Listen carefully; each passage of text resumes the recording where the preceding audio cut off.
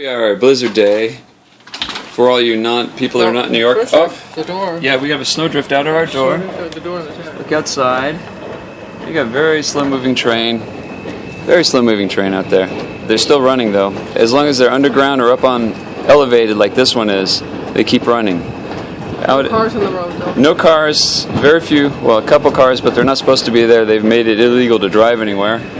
So here's our balcony. And you see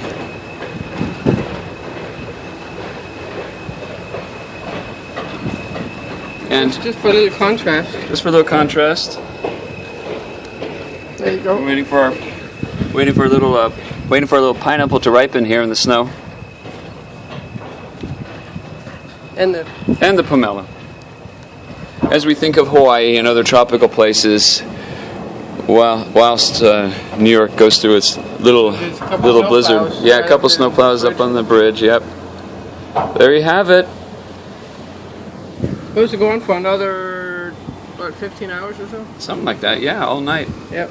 This is only 4:46 p.m. So we have, yeah, probably another 14, 16 hours or something. So, from New York, from Long Island City, aloha.